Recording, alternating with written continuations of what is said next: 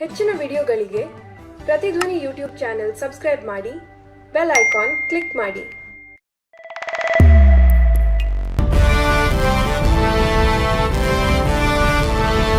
ನಮಸ್ಕಾರ ಮೇಡಮ್. ನಮಸ್ತೆ. ಹೇಗಿದ್ದೀರಾ ಮೇಡಮ್? ನೋಡಿ ಸ್ವಾಮಿ ಇರೋದು ಹೇಗೆ ಅಂತ. ನೋಡಿ ಸ್ವಾಮಿ ನಾವಿರೋದು ಹೀಗೆ. ಸೊ ರಾಜಕೀಯಕ್ಕೆ ಹೇಗ್ ಬಂದ್ರಿ? ಸರಿಯ ತಪ್ಪ ರಾಜಕಾರಣಕ್ಕೆ ನನ್ನನ್ನು ಎಳೆತಂದ್ರು. ನನಗೆ ಅವ್ರ ದುಃಖ ಕೂಡ ಆಯ್ತು. ಸೊ ಮೋಟಮೋರ್ ಏನ್ ದುಡ್ಡು ಮಾಡ್ಲಿಲ್ಲ, ಮಂತ್ರಿ ಆದ್ರೂ ಕೂಡ. ಇವತ್ತು ದುಡ್ಡು ಇಲ್ದಲೆ ರಾಜಕಾರಣ ಮಾಡೋದು ತುಂಬಾ ಕಷ್ಟ. ಒಬ್ಬ ಮಹಿಳೆ ಹಾಗೆ ನಿಮ್ಗೂ ಸಮಾನತೆ ಇರ್ತಾರೆ. ಹೆಸರಿಗೆ ಮಾತ್ರ ಹೆಣ್ಮಕ್ಳು ಇರ್ಬೇಕು ಅಂತ ಹೇಳಿ ಬಳಸ್ಕೊಳ್ತಾರೆ. ನೀವು ಆಗಿನ ಕಾಲದಿಂದ ದೇವೇಗೌಡರನ್ನ ನೋಡ್ಕೊಂಡು ಬಂದಿದ್ದೀರಾ. ಅಯ್ಯೋ, ನನಗಿಂತ ಅವ್ರು ನೋಡಿದ್ರೆ ಭಯನೇ ಆಗೋದು. ಕುಮಾರಸ್ವಾಮಿಯಲ್ಲಿ ಪಾಸಿಟಿವ್ ಆಗಿ ತಗೊಳ್ಳೋದು ಏನಾದ್ರು ಇದೆಯಾ? ಅಧಿಕಾರ ಬೇಕು. ಯಾವ ಕಡೆ ಹೋದ್ರೆ ನಾನು ಅಧಿಕಾರದಲ್ಲಿ ಇರಬಹುದು. ಹಾಗಾಗಿ ನಾನು ಯಾರ ಲೀಡರ್ ಹಿಂದೆ ಓಡಾಡ್ಲಿಲ್ಲ. ಏನಿದ್ರೆ ಇಂದಿರಾ ಗಾಂಧಿ ಹತ್ರ ರಾಹುಲ್ ಗಾಂಧಿ ಅವ್ರನ್ನ ಪಪ್ಪು ಮಾಡ್ಬಿಟ್ಟಿದಾರಲ್ಲ. ಆತನ ಬುದ್ಧಿವಂತನೇ. ಇವತ್ತು ಯಾರೋ ಪೇಪರ್ ಬರ್ತಾರೆ. ನಿಮ್ಗೂ 2,000 ರೂಪಾಯಿ ಬರ್ತಾ ಇದೆ. ನಾವು ಪೆನ್ಷನ್ ಹೋಲ್ಡರ್ಸ್ ಅಲ್ಲ. ಆಮೇಲೆ ಈಗಲೂ ಕೂಡ ಈ ಗ್ಯಾರಂಟಿ ಎಲ್ಲ ಕೊಟ್ವಿ. ನೀವೇನ್ ಮನೆ ತಂದ್ರು ಕೊಡಲ್ಲ. ವರ್ಗದಲ್ಲಿ ಈಗ ಒಂದು ಕಡೆ ಮೀಸಲಾತಿ ಬಗ್ಗೆ ಸಂವಿಧಾನ ಬರೆದಿರೋರು ಬಗ್ಗೆನೂ ಇವ್ರು ಯೋಚನೆ ಮಾಡ್ಬೇಕಲ್ಲ. ರಾಷ್ಟ್ರ ಸಂವಿಧಾನಕ್ಕೆ ನೀನೆ ಶಿಲ್ಪಿಯು, ನೀನೆ ಶಿಲ್ಪಿ. ಏನು ಅಂಬೇಡ್ಕರ್ಗೆ ಇವ್ರು ಸಹಾಯ ಮಾಡಲಿಲ್ಲ, ಅವ್ರು ಸೋತಿದ್ರು ಅನ್ನೋದೇ ಹೇಳ್ತಾರೆ.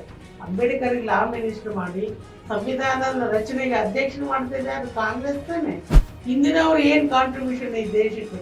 ಇವತ್ತು ಅವ್ರು ಪ್ರಧಾನಮಂತ್ರಿ ಆಗಿದ್ರೆ ಸಂವಿಧಾನ. ಮೋದಿ ಅವ್ರಿಗೂ ಮತ್ತೆ ಮನಮೋಹನ್ ಸಿಂಗ್ ಅವ್ರಿಗೂ ಏನೆಲ್ಲ ಡಿಫ್ರೆನ್ಸಸ್ ಇದೆ ಮೇಡಮ್?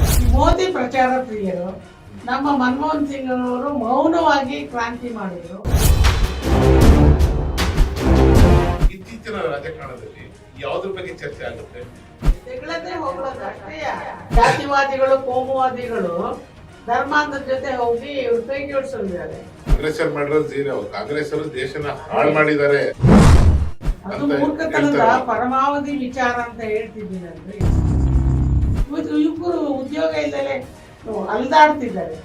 ಕೆಲವರು ಮಾತ್ರ ಉಜಿರ್ಗಿರಿ ಮಾಡ್ಕೊಂಡು ಮೋದಿ ಮೋದಿ ಮೋದಿ ಮೋದಿ ಮೋದಿ ಅಂತ ನೆಹರೂನೇ ಟಾರ್ಗೆಟ್ ಮಾಡಿ ಪ್ರತಿಯೊಂದಕ್ಕೂ ಮಾತಾಡ್ತಿರಲ್ಲ.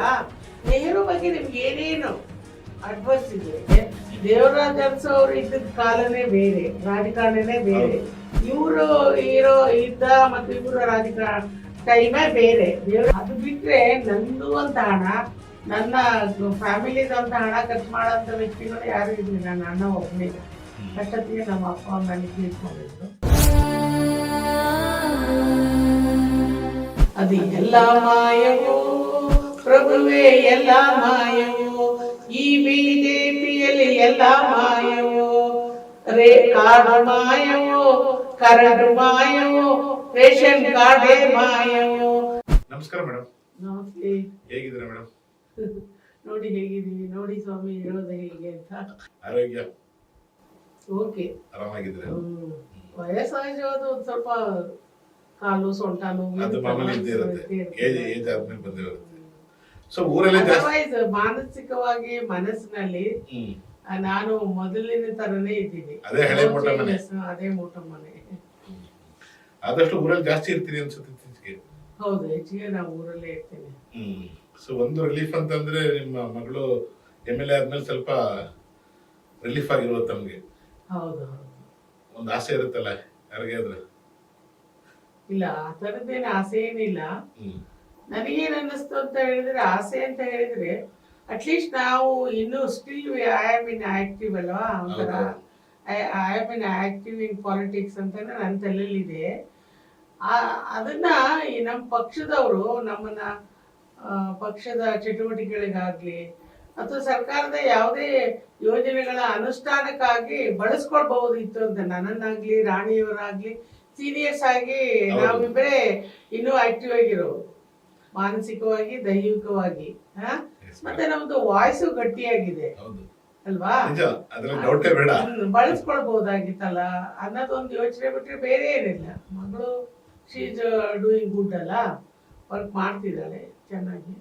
ಸೊ ಏನಕ್ಕೆ ಕೇಳಿದೆ ಅಂತಂದ್ರೆ ಮಗಳದ ವಿಚಾರನ, ಒಂದು ಫ್ಯಾಮಿಲಿ ಅಂತ ಅಂದ್ಮೇಲೆ ನೀವು ರಾಜಕೀಯದಲ್ಲಿ ಇದ್ದೀರಾ. ಈಗ 1978 ಅಲ್ಲಿ ತಾವು ಫಸ್ಟ್ ಟೈಮ್ MLA ಆಗಿದ್ದು. ಸೊ ಅಲ್ಲಿಂದ ಅಪ್ ಟು ಡೇಟ್ ಇಲ್ಲಿ ತನಕನೂ 3 ಸಲ MLA ಆಗಿದ್ರಿ. ಅದಾದ್ಮೇಲೆ MLC ಆಗಿದ್ದೀರಾ, ಆಮೇಲೆ ಸಚಿವರು ಕೂಡ ಆಗಿದ್ರಿ, ವಿರೋಧ ಪಕ್ಷದ ನಾಯಕಿ ವಿರೋಧ ಪಕ್ಷದ ಆಗಿದೆ ನಾಯಕರು ಆಗಿದ್ರಿ ಮೇಲ್ಮನವಿನಲ್ಲಿ. ಸೊ ಹಾಗಾಗಿ ಒಂದು ಮನಸ್ಸಲ್ಲಿ ಇರುತ್ತಲ್ಲ, ನನ್ನ ಸೇವೆನ ಯಾರಾದ್ರೂ ನನ್ನ ಫ್ಯಾಮಿಲಿ ಕೂಡ ಮಾಡ್ಬೇಕಂದ್ಬಿಟ್ಟು ಆತರ ಇರ್ಲೇ ಇಲ್ಲ. ನಿಜ ಇರ್ಲಿಲ್ವಾ? ಹೇಳ್ಬೇಕು ಅಂದ್ರೆ ಅದೇ ತಪ್ಪು.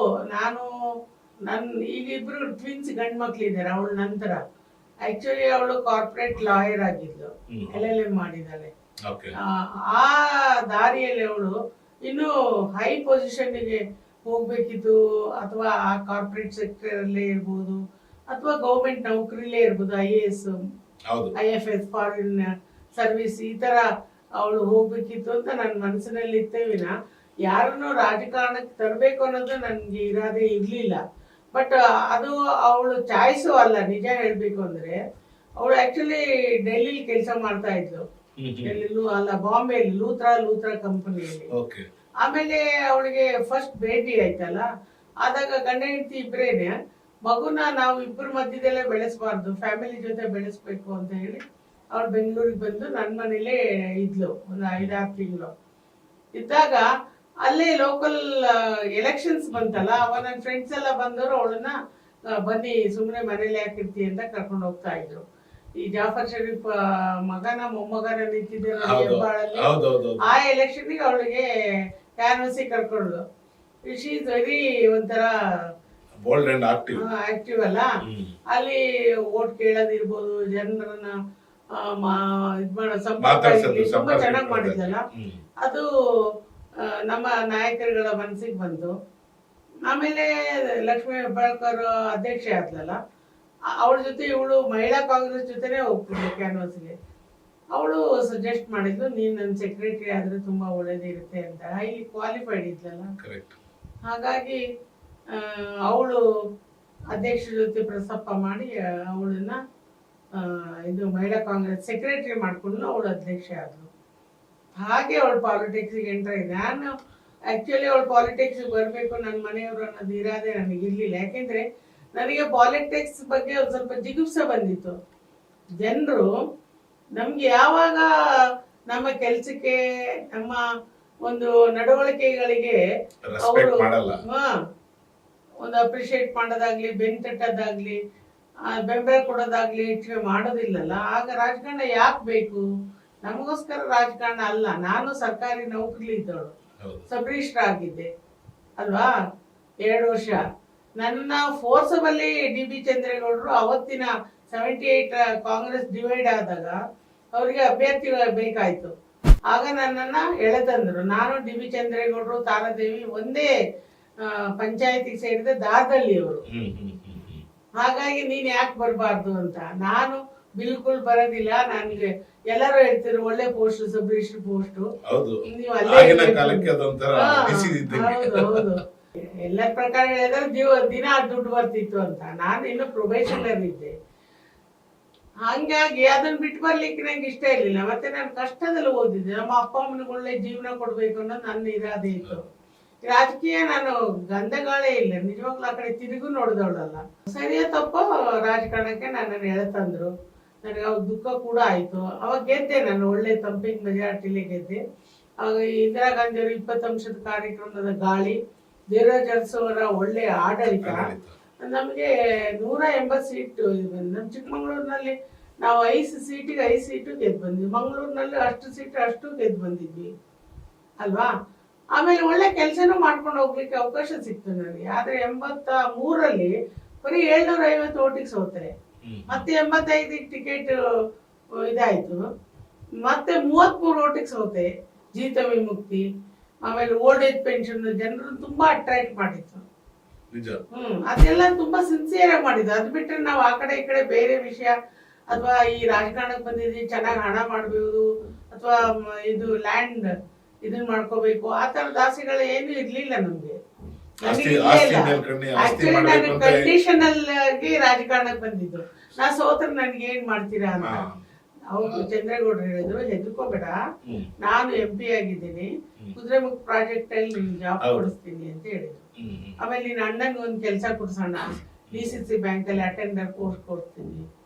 ಇನ್ನೂ ಮುಂದೆ ಹೋಗಿ ಅವ್ರು ಏನ್ ಹೇಳಿದ್ರು, ನಿನ್ನ ಇದಕ್ಕೋಸ್ಕರ ಜಾಬ್ ಸೆಕ್ಯೂರಿಟಿಗೆ 25,000 ಡೆಪಾಸಿಟ್ ಇಡ್ತೀನಿ, ಏನೇ ಹೆಚ್ಚು ಕಡಿಮೆ ಆದ್ರೂ ಕೂಡ ನೀವು ಆ ದುಡ್ಡಿಂದ ನೀವು ಜೀವನ ನಡೆಸ್ಬೋದು. ಆಮೇಲೆ ನನಗೆ ಒಂದು ಒಳ್ಳೆ ಮಾತು ಹೇಳಿದ್ದು ಅಂದ್ರೆ ತಾರಾದೇವಿ ತಾಯಿ, ಅವ್ರ ದೇವರಂತ ಹೆಣ್ಮಗಳು, ಅವ್ರೇನಂದ್ರು, ಬೇಜಾರ್ ಮಾಡ್ಕೋಬೇಡ, ಚಂದ್ರಣ್ಣ ಅಂತಿದ್ರು, ಅವ್ರು ಮೈದಾ ಆಗ್ಬೇಕು ಈ ರಿಲೇಶನ್ಶಿಪ್ ಅಲ್ಲಿ, ಅವ್ರು ನಿನ್ ಕೈ ಬಿಡೋದಿಲ್ಲ, ನೀನು ಒಪ್ಕೋ ಮಗು ಒಪ್ಕೋ ಅಂತ. ನಾನು ತಾರಾದೇವಿ ಕ್ಲೋಸ್ ಫ್ರೆಂಡ್ಸ್.